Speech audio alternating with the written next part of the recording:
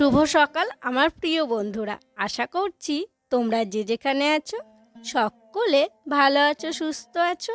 বীরভূম জেলার ছোট্ট একটি গ্রাম থেকে আমি দৈবকী তোমাদের সকলকে জানাই আমার ব্লগ চ্যানেলে অনেক অনেক স্বাগত আর আমার অনেক অনেক ভালোবাসা। আজকেও ধান সিদ্ধ করা হচ্ছে, সেই কারণে আজকে উঠেছি ভোর 4টের সময়। তবে এখন বেজে গেছে ভোর 5টা। 1 ঘন্টা ধান সিদ্ধ করলাম, দিদি আমি দুজনে মিলেই ওখানে ছিলাম। কারণ 4টে মানে এখন কিন্তু রাতই বলতে পারো, প্রচণ্ড অন্ধকার। তো একা দিদি থাকতে ভয় করবে, দিদিই থাকুক বা আমিই থাকুক একা একা ভালোও লাগবে না অন্ধকারে অত। তো সেই কারণে 5টা পর্যন্ত ওখানেই দুজনে ছিলাম। তারপরে আমি ভাবলাম যাই ঘরে গিয়ে এবার কাজগুলো করতে শুরু করি। কারণ এখন একটু ঝালাপালা হয়েছে, একটু পাখির ডাক শোনা যাচ্ছে, একটু মুরগির কক কক আওয়াজ শোনা যাচ্ছে, ককর কক করছে। তো আমি আবার ঘরে এলাম, ঘরে এসে কাজগুলো করতে শুরু করলাম। আর এই 5টা থেকে যদি কাজটা শুরু না করি তাহলে কিন্তু আমার কাজের দেরি হয়ে যাবে। কারণ এক এক করে যা নিত্যদিনের কাজ থাকে সব কিছুই তো করতে হবে। আবার এক্সট্রা কিন্তু বাড়তি ধানের কাজ রয়েছে, ধানগুলো আজকে তো ছাদে রোদে দিতে হবে। তো সেই কারণে আমি দেখো লেগেই পড়লাম কাজে। আর বাইরের লাইটটা জ্বালিয়ে রেখেছি, বাইরের লাইটটা জ্বলছে কারণ প্রচণ্ড চারিদিকে অন্ধকার। তো তবে গ্রীষ্মের সময় দেখবে 5টার সময়তেই কিন্তু একদম রোদ উঠে যায়। তখন তো আমি 5টার সময় শুভ সকাল বলি, সকাল বলি, তখন তোমরা অনেকেই কমেন্ট করে বলো যে 5টার সময় কি সকাল হয়। তবে এখন দেখো 5টার সময় খুবই অন্ধকার, তখন কিন্তু রোদও উঠে যায়। তো যাই হোক, মানে ঘরগুলো ঝাড়ু দিলাম, তারপরে আবার অন্ধকারে গিয়ে বাসনগুলো পুকুর ঘাটে ভিজিয়ে রেখে আসলাম। কারণ কি বলো তো, পুকুর পাড়ের ওই পারে আর কি যাদের বাড়িগুলো আছে তাদের বাড়িতে লাইটগুলো জ্বালানোই থাকে। তো সেই কারণে পুকুর পাড়টা আলো আলোই হয়ে থাকে। তো আলো আলো হয়ে আছে, আমি বাসনগুলো ভিজিয়ে রেখে আসলাম। তারপরে দেখো ঘরগুলো মুছতে শুরু করলাম।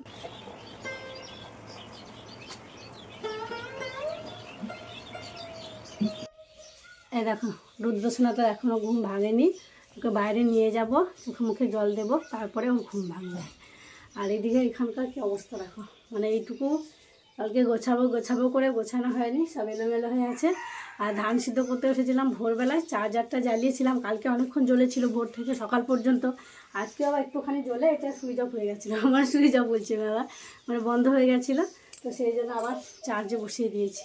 তো এদিকে চার্জ হচ্ছে, এগুলো গোছানো হয়নি, পরে এগুলো গুছিয়ে নেবো। এই যে রুদ্র স্কুল ড্রেস, এগুলো একটু রোদে দেওয়া থাকে স্কুল থেকে আসার পর, পরে গোছাবো। চলো আগে ওকে ব্রাশ করে দিই, চোখে মুখে যতক্ষণ জল না দেবো তাকাবে না। চলো ওকে ব্রাশ করিয়ে দিই। কাজগুলো এক এক করে করতে করতে আর রুদ্রকে দিয়ে আসতে আসতে 7:45 বেজে গেল। তবে বোতলগুলো আমি আগেই রেখে গেছিলাম রুদ্রকে দিয়ে আসার আগে। তখন ভাবলাম যে জলগুলো ভরে নেব, তো তখন অনেকেই জল নিচ্ছিল, ভিড় ছিল, তাই আমি লাইনটা দিয়েই গেছিলাম। এখন ফাঁকা হয়েই আছে, তো ভাবলাম তাহলে জলগুলো ভরে নিই। আর যে বড় মানে বালতিটায় আমাদের বোতলগুলো রাখা থাকে, তো সেই বালতিটা ধান ভেজানো ছিল। আবার যে বড় বড় গামলাগুলো আছে সব গামলায় ধান ভেজানো ছিল, জানো তো। এখন তো পুকুরে ধান দেওয়া যাচ্ছে না, অনেকটা জল কমে গিয়েছে। তো যত বাড়িতে বড় বড় জায়গা আছে সব বাড়িতেই ধান ভেজানো হয়েছে। তো সেই কারণে এই যে ভাতের বড় গামলাটায় দেখো বোতলগুলো রেখেছিলাম, তো ওই মানে গামলাটা নিয়ে এসেই দেখো জলগুলো ভরে নিলাম। বেশ অনেকগুলো বোতল ফাঁকা হয়েই ছিল, পুরো এক গামলা হয়েছে। আবার দেখো নিচেও কয়েকটা রাখা হয়েছে। তো চলো এক এক করে তো সব বোতলে জল ভরা হয়েই গেল, এবার বোতলগুলো ঘরে রেখে আসি। তবে একেবারে নিয়ে যাওয়া যাবে না, প্রথমে এই বড় গামলাটা রেখে আসবো, তারপরে বোতলগুলো নিয়ে যাব।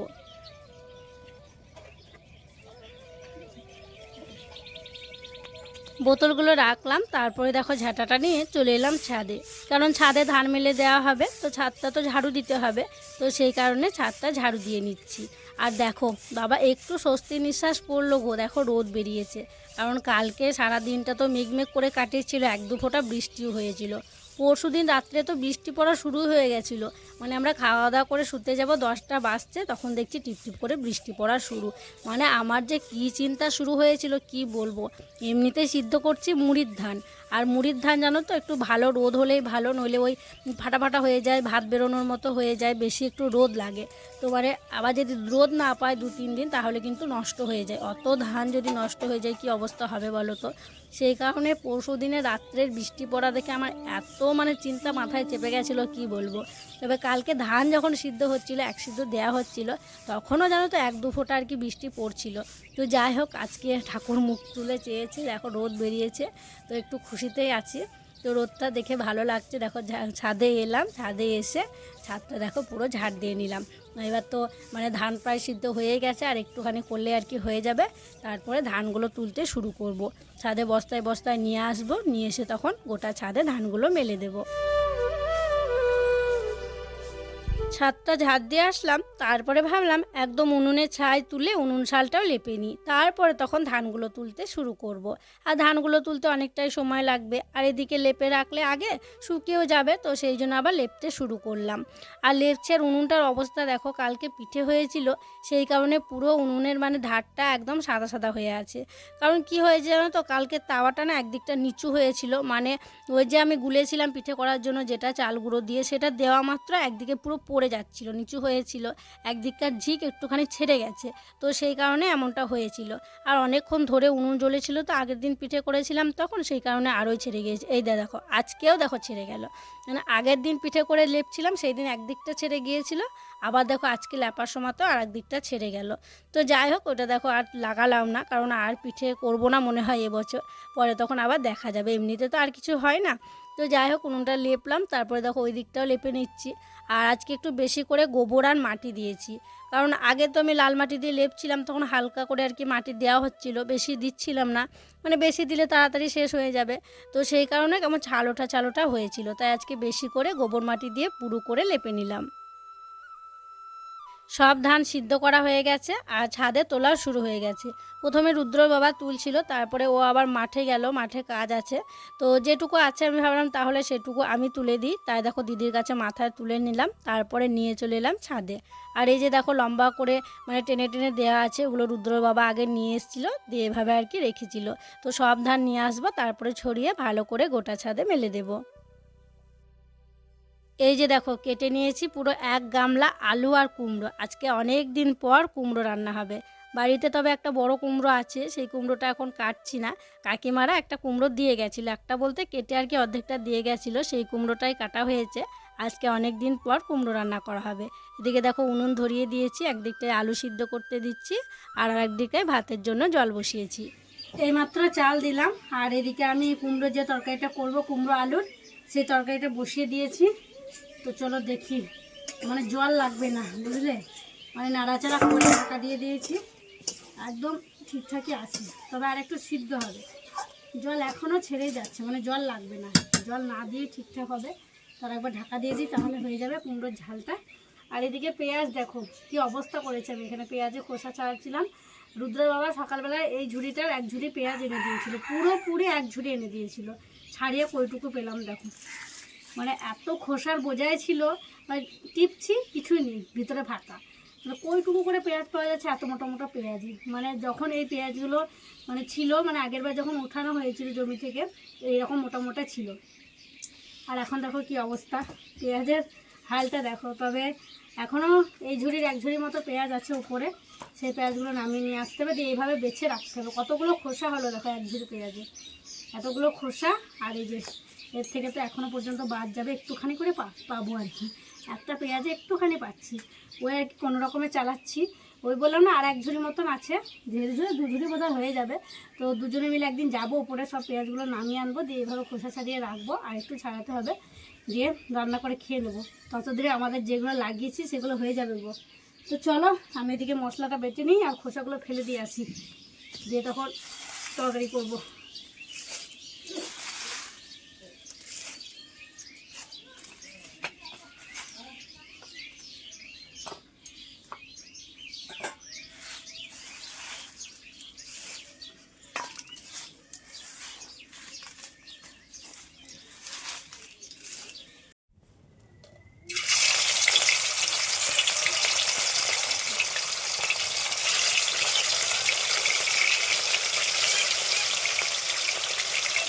কুমড়ো তরকারিটা করে নিয়েছি, তারপরে দেখো এখন মাছগুলো ভেজে নিচ্ছি।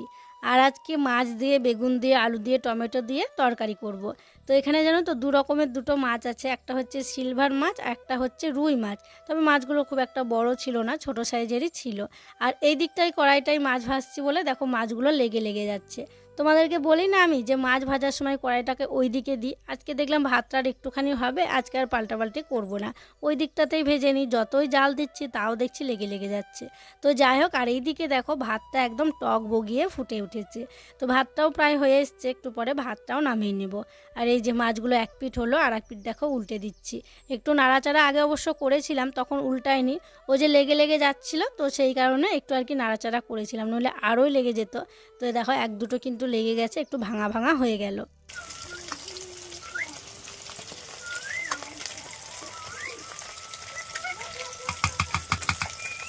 রান্না বান্না হয়ে গিয়েছে। আর এদিকে দেখো জামা কাপড়গুলো সেই সকালবেলায় মেলা হয়েছিল, জামা কাপড়গুলো শুকিয়ে গিয়েছে, তো সেই কারণে জামা কাপড়গুলো তুলে নিচ্ছি।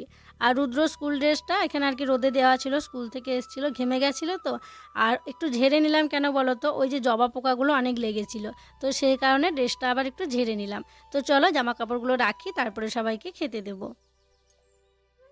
এইমাত্র কাকিমা এসেছিল, কাকিমা এসে মাকে দেখো ভাত দিয়ে গেল। আর চলো কাকিমা কি কি রান্না করেছে তোমাদেরকে দেখাই। এই যে দেখছো ভাত আছে, আর আছে মাছ ভাজা। কি হয়েছে জানো তো, রোহিত মাছের ঝোল খেতে বা মাছের কোনো তরকারি পছন্দ করে না, ওর জন্য মাছ ভাজা করে পেঁয়াজ দিয়ে মাছ ভাজা করেছে। আর গাজর, তারপরে আলু কুমড়ো দিয়ে তরকারি, মাছ আলু পেঁপে কপি সব কিছু দিয়ে একটা ঝোল বানিয়েছে। আর ছোটো মাছের টক, এখানে চিংড়ি মাছ ছিল ছোট ছোট, আর পুঁটি মাছ। মা খেয়ে নিন। মাকে বলেছিল কাকিমা ওই ঘরে খাওয়ার জন্য আজকে, তো মা গেছিলো, বেশিক্ষণ থাকেনি, বাড়ি চলে এসেছিলো, বাড়ি যাবো করছিল, দিয়ে চলে এসেছিলো। কাকিমা আবার দিয়ে গেল, দিয়ে আবার এখনই দেখো খাওয়ার সময় ভাত দিয়ে গেল। তো যাই হোক, এদিকে মা খাক, চলো বাকি সবাইকে আমি ভাত দিয়ে দিই। আর আমাদের কি কি রান্না হয়েছে সেটাও তোমাদেরকে দেখিয়ে দিই। আমাদের রান্না হয়েছে, এই যে দেখছো ভাত, আর এই যে এখানে আছে আলু সিদ্ধ, একটা ঝাল ছাড়া একটা ঝাল দেওয়া। ঝাল দেওয়াটা দেখো একদম লাল লাল করে বেশি করে তেল দিয়ে লঙ্কা পেঁয়াজ ভাজা দিয়েছি। আর এই যে এখানে আছে কুমড়ো আলুর তরকারি। আর এই যে এখানে আছে মাছ দিয়ে আলু দিয়ে বেগুন দিয়ে একটা তরকারি। আর এই তরকারিটা ঝোলঝোলি সবাই পছন্দ করে, তো দেখো একটু ঝোল ঝোল করেছি, মাছ আলু বেগুন দিয়ে তরকারি। তো চলো এবার সবাইকে খেতে দিয়ে দিই। খাওয়া দাওয়া করে আর একটুও বসিনি গো, বসার সময় পাইনি। দেখো দিদি আর আমি চলে এসেছি ছাদে ধানগুলো জড়ো করার জন্য, কারণ তাড়াতাড়ি আজকে একটু জড়ো করে নিচ্ছি। আর মেঘলা মেঘলা করছে জানো তো, সকালবেলার দিকে একটু রোদ করেছিল, তবে বেলার দিকে খুব একটা ভালো রোদ ছিল না, তাপটা আর কি ছিল না। কদিন আগে খুব রোদের তাপ হচ্ছিল, আজকে দেখো ধান সিদ্ধ করেছি, আবার রোদের তাপটা খুব একটা ছিল না, ধানগুলো খুব একটা ভালো আর কি শোকায়ও নি, মানে প্রথম দিন রোদে দিলে একটু ঝরঝরে টাইপের হয়, তো খুব একটা ঝরঝরেও হয়নি। আর তাড়াতাড়ি কেন ধানগুলো জড়ো করছি বলো তো, একটু আগে কাকিমা এসেছিলো, কাকিমা এসে বলছে কি মেলায় যাওয়ার জন্য, পাশের গ্রামে মেলা বসেছে, তো রুদ্রই আর কি কাকিমাদের কাছে বায়না করেছিল দুদিন থেকে যাওয়ার জন্য। তো সেই জন্য কাকিমা বলছে যাবে, চলো যাই, ভালো লাগবে। আর দেখলেই তো তোমরা সারাদিন কত ভারী ভারী কাজ করা হলো, সেই ভোর থেকে উঠে কাজ করছি, মেলায় গেলে একটু ভালোও লাগবে। তো সেই জন্য বললাম ঠিক আছে যাব, দিদিও যাবে। তাই দিদি আমি ঠিক করলাম চলো আজকে তাহলে তাড়াতাড়ি ধানটা জড়ো করে নিই।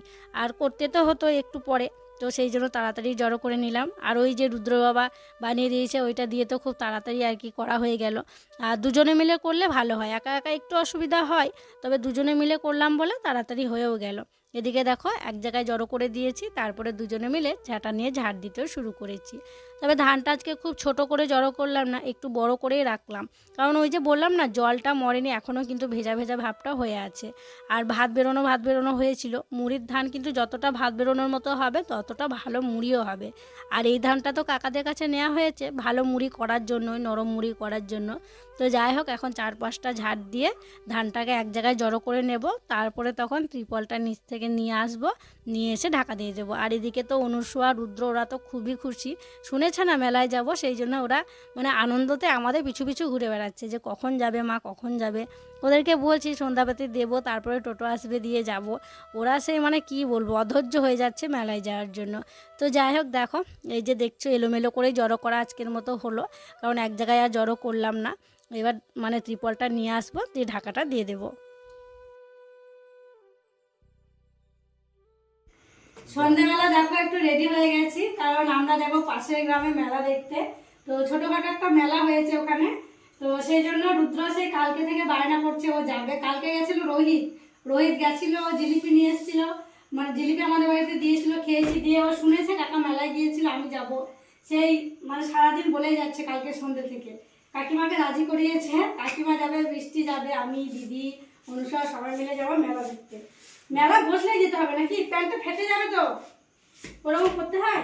হ্যাঁ, আর এই যে হুডিটা বলছি পরে না, বলছে এই গরমে তুমি এবার হুডি নিয়ে চলে এসছো, হুডি পরবো না। আমি বলছি টোটো যেতে যেতে ঠান্ডা লাগবে, টোটোয় যাবো, টোটোয় চলে এসছে, না হুডিটা পরে না।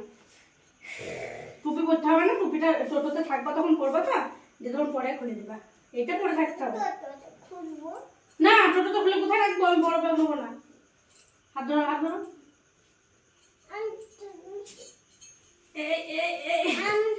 আবার কি? ঠিক আছে ঠিক আছে, তুমি দেখবা টোটোতে ঠান্ডা লাগবে। তো যাই হোক চলো, টোটো চলে এসছে, আমি সোয়েটারটা হাতে করে নিই, যদি ঠান্ডা লাগে পরবো, নইলে পরবো না। ঠান্ডা লাগবে টোটোতে আসার সময়, মাঠে যাবে তো আর কি। তো মা আসছি তাহলে, হ্যাঁ চলো সোয়েটারটা নিই। আবার ওরকম কেন করো, চলো। তো এই যে দেখো আমরা সবাই একদম রেডি, এখন যাবো আমরা সবাই মেলা দেখতে। কাকিমা, বৃষ্টি, দিদি, আর এটা হচ্ছে দিদা, কাকিমার মা, আমাদের দিদা, আর আমি, আর রোহিত যাবে। তো আমরা এই কজন যাবো, আরও দুজন যাবে বলছে পাড়ার, একটা ননদ, একটা ভাগ্নি, আর রুদ্র, অনুষ্কা ওরা আছে। তো চলো, টোটো চলে এসছে। কাকিমাদের বাড়িতে কিছুক্ষণ আমি দাঁড়ালাম, কাকিমা শাড়ি পরছিল। তো চলো এখন আমরা বেরোই, দেখি তোমাদেরকেও দেখাই, তোমরাও আমাদের সঙ্গে চলো। চলো দিদা।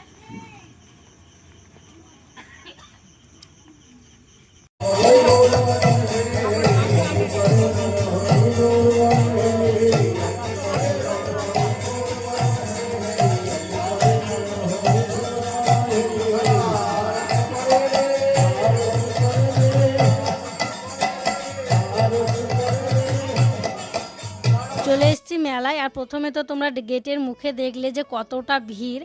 তো এখানে দেখো প্রথমে আমরা ঠাকুর দর্শন করে নিচ্ছি। এখানে ঠাকুর নিয়ে আসা হয়েছে, ওই যে বলরাম, সর্বেশ্বর, তারপরে হচ্ছে মদনমোহন, এই ঠাকুর এসছে বলেই কিন্তু সেই উপলক্ষে এখানে মেলাটা বসেছে। তো শামচাঁদ আর কি যেটাকে বলে, তো সেই ঠাকুর নিয়ে আসা হয়েছে, তাই আর কি সবাই এসছে, আর এই উপলক্ষে এত বড় মেলাটা বসেছে। তো এখানে দেখো আরতি হচ্ছিল, অনেকক্ষণ লাইনে দাঁড়িয়ে থেকে আমরা আরতি দেখলাম। গেটের মুখে প্রচণ্ড ভিড়ও ছিল। তো এখানে আরতি শেষ হয়েছিল, তারপরে কিন্তু আমরা গিয়েছিলাম মেলায়।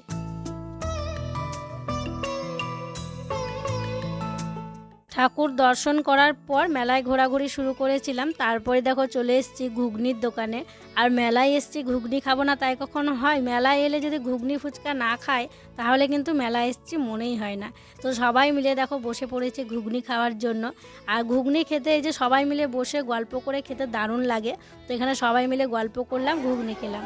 তারপরে আবারও মেলায় ঘোরাঘুরি শুরু করেছিলাম। এই যে দেখো নাগরদোল্লা আছে, তারপরে যে মিকি মাউস আছে। রুদ্র বলছিল ওখানটায় চাপবে মিকি মাউসে, তবে এতটা ভিড়, আর ওদের বয়সের বড় বড় ছেলেগুলো আছে, তো সেই জন্য জানো তো ওকে চাপায়নি।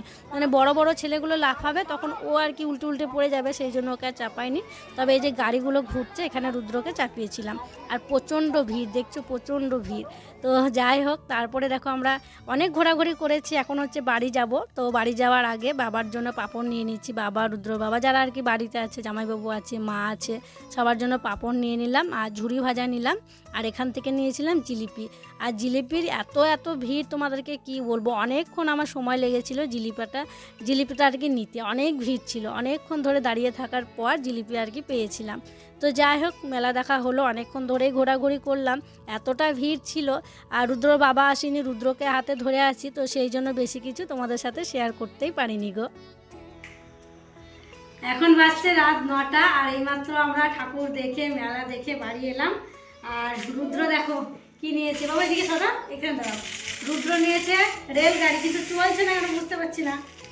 এই যে চলছে চলছে চলছে,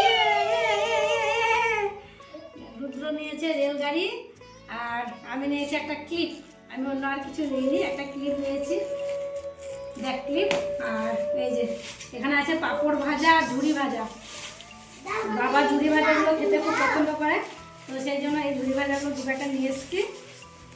আর হচ্ছে পাঁপড় ভাজা নিয়ে এসেছি জামাইবাবুর জন্য, রুদ্রর বাবার জন্য, মায়ের জন্য, বাবার জন্য পাঁপড় ভাজা নিয়ে এসেছি। আর পাঁপড়ের অবস্থা দেখো, পাঁপড় পুরো ভেঙে গিয়েছে, এত ভিড়, মানে শেষে নিয়েছি তাও ওই যে মানে পাঁপড়ের দোকান থেকে বেরোবার সময় পাঁপড়গুলো ভেঙে গিয়েছে, এতটা পরিমাণে ভিড়। আর এখানে আছে যেটা মানে আমি মেলাতে গেলে যেটা নিই সংসারের জিনিস, তো সেটাই নিয়েছি। চলো দেখি কি অবস্থায় আছে। টোটোতে যা মানে ঝাঁকানি হচ্ছিল, মনে হচ্ছিল যে ভেঙে যাবে। তো এখানে দেখো কাপ নিয়েছি, আর কাপগুলো খুব একটা ভালো লাগছে না দেখতে, কি জানো তো, মানে সবাই বলছিল বেশি মেলা বসেনি, বেশি মেলা বসেনি। গিয়ে দেখছি অনেক মেলা। তো আমি ভেবেছিলাম প্রথমে বেশি মেলা হয়নি, প্রথমে যে দোকানটা ছিল সেখান থেকে আমি কাপ নিয়েছি। হ্যাঁ আচ্ছা, এখানে ভালো পাচ্ছি তো নিয়ে নিই। ভিতরে গিয়ে দেখছি বিশাল বড় মেলা, আরও ভালো ভালো কাপ আছে। আমি কি বোকা হয়ে গেলাম প্রথমে নিয়ে, আমি লোকের কথাই মনে করলাম বেশি মেলা বসেনি, অল্প একটু মেলা বসেছে। যে দেখছি বিশাল মেলা, বৃষ্টিটা সব ভালো ভালো কাপ নিয়েছে। আমার বেলায় দেখো খারাপ, আগে নিয়ে নিয়েছি আমি। আর এই যে প্লেটগুলো নিয়েছি, এই প্লেট আমাদের ছিল, ইঁদুরে কেটে দিয়েছে জানো, তো সেই জন্য আবার প্লেট নিলাম 4টে। আর ওই যে 1 ডজন কাপ, 6টা কাপ নেওয়া হয়েছে। এই হচ্ছে মেলায় জিনিসপত্র নেওয়া হয়েছে। তো চলো তাহলে এখন হচ্ছে পাঁপড়গুলো সবাইকে দেবো, আর 9টা যখন বেজে গেছে কাপড় চোপড় ছাড়বো, হাত পা ধোবো, খাওয়া দাওয়া করে নেবো। আর আজকের মতো তাহলে এখানেই বিদায় নিচ্ছি গো। তোমরা সকলে ভালো থেকো, সুস্থ থেকো। আর যারা নতুন বন্ধু হয়ে আমার এই ভিডিওটি দেখছো, তাদের কাছে একটি অনুরোধ করবো, আমার চ্যানেলটিকে সাবস্ক্রাইব করে আমার পাশে থেকো। আর যারা পুরনো বন্ধু হয়ে আমার পাশে আছো, তাদেরকে আমার অসংখ্য অসংখ্য ধন্যবাদ আর অনেক অনেক ভালোবাসা। দেখা হবে আবার পরবর্তী ব্লগে।